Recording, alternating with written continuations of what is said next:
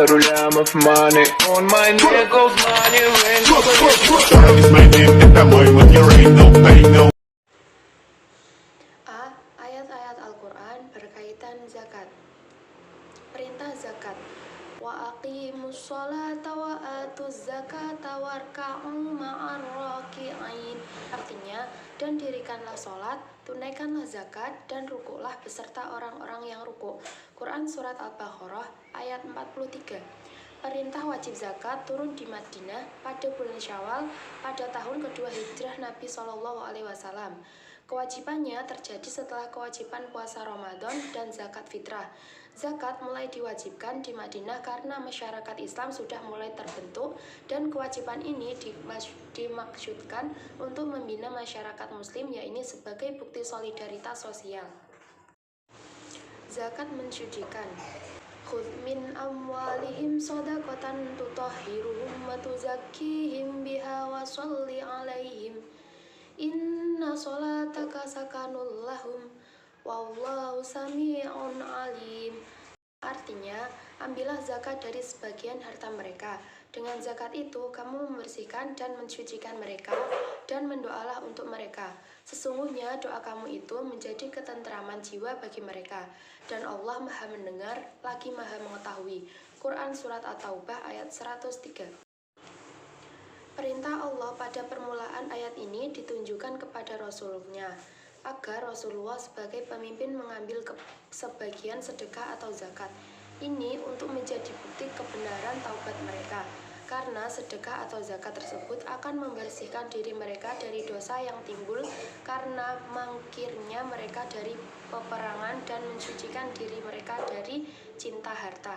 Perlu diketahui, walaupun perintah Allah Subhanahu wa Ta'ala dalam ayat ini pada lahirnya ditunjukkan kepada Rasul, dan turunnya ayat ini berkenaan dengan peristiwa Abu Lubabah dan kawan-kawannya, namun hukumnya juga berlaku terhadap semua pemimpin atau penguasa dalam setiap masyarakat muslim. Baik, selanjutnya adalah pengertian zakat. Kata zakat ditinjau dari sisi bahasa Arab memiliki beberapa makna. Di antaranya yaitu berkembang, berkah, banyaknya kebaikan, menyucikan dan memuji. Sedangkan di dalam istilah fikih, zakat memiliki arti sejumlah harta tertentu yang diambil dari harta tertentu dan wajib diserahkan kepada golongan-golongan tertentu, atau yang biasa disebut dengan mustahik. Menurut Imam Syafi'i, zakat adalah suatu bagian harta benda yang dikeluarkan oleh muzaki untuk keperluan membersihkan hartanya, lalu diberikan kepada orang-orang yang berhak menerimanya. Selanjutnya adalah macam-macam zakat, yaitu zakat fitrah. Secara bahasa, zakat fitrah berasal dari kata al-fitri yang berarti berbuka. Zakat fitrah menurut istilah syara adalah zakat yang wajib dikeluarkan oleh setiap muslim yang menemui sebagian atau keseluruhan bulan Ramadan dan bulan Syawal yang berupa makanan pokok sesuai kadar yang telah ditentukan oleh syara, baik zakat tersebut dikeluarkan oleh dirinya sendiri ataupun dikeluarkan oleh orang yang menanggung nafkah fitrahnya atau oleh orang lain. Selanjutnya adalah zakat mal. Kata mal berasal dari bahasa Arab yang artinya harta atau kekayaan, atau jamaknya al-amwal. Adalah segala hal yang diinginkan manusia untuk disimpan dan dimiliki. Menurut Islam sendiri, harta merupakan sesuatu yang boleh atau dapat dimiliki dan digunakan atau dimanfaatkan sesuai kebutuhannya. Jadi, zakat mal berarti zakat yang dikenakan atas segala jenis harta yang secara zat maupun substansi perolehannya tidak bertentangan dengan ketentuan agama. Baik, untuk selanjutnya silahkan dilanjutkan oleh pemateri selanjutnya.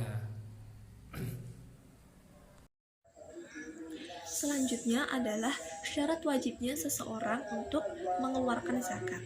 Untuk zakat fitrah, yang pertama adalah Islam, kedua lahir sebelum terbenamnya matahari pada hari penghabisan bulan Ramadan, yang ketiga memiliki kelebihan harta dan keperluan makanan untuk dirinya sendiri dan untuk yang wajib dinafkahinya, baik manusia ataupun binatang pada malam hari raya dan siang harinya.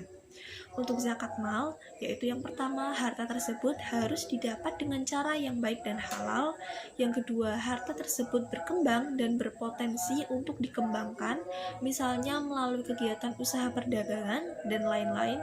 Kemudian yang ketiga, milik penuh, jadi harta tersebut di bawah kontrol kekuasaan pemiliknya dan tidak tersangkut dengan hak orang lain. Kemudian yang keempat, mencapai nisab, yaitu mencapai jumlah minimal yang menyebabkan harta terkena kewajiban zakat. Misalnya, nisab zakat emas yaitu 93,6 gram, nisab zakat hewan ternak kambing adalah 40 ekor, dan lain sebagainya. Kemudian yang kelima, sudah mencapai 1 tahun kepemilikan, dan yang terakhir, sudah terpenuhinya kebutuhan pokok. Jadi yang dikeluarkan dari zakat adalah kelebihannya. Kemudian yang selanjutnya adalah golongan penerima zakat atau mustahik zakat, yaitu yang pertama adalah fakir, adalah orang yang tidak memiliki harta benda dan tidak memiliki pekerjaan untuk mencarinya. Kemudian yang kedua adalah orang miskin, yaitu adalah orang yang memiliki harta tetapi hanya cukup untuk memenuhi kebutuhan hidupnya. Yang ketiga adalah amil, yaitu orang yang mengelola pengumpulan dan pembagian zakat. Yang keempat adalah mu'alaf, yaitu orang yang masih lemah imannya karena baru mengenal dan menyatakan masuk Islam. Yang kelima adalah budak, yaitu budak sahaya yang memiliki kesempatan untuk merdeka tetapi tidak memiliki harta benda untuk menebusnya. Yang keenam, gharim, yaitu orang yang memiliki hutang banyak sedangkan dia tidak bisa melunasinya. Yang ketujuh, fisabilillah, adalah orang-orang yang berjuang di jalan Allah sedangkan dalam perjuangannya tidak mendapatkan gaji dari siapapun. Dan yang terakhir atau kedelapan adalah ibnu sabil, yaitu orang yang kehabisan bekal dalam perjalanan sehingga sangat membutuhkan bantuan.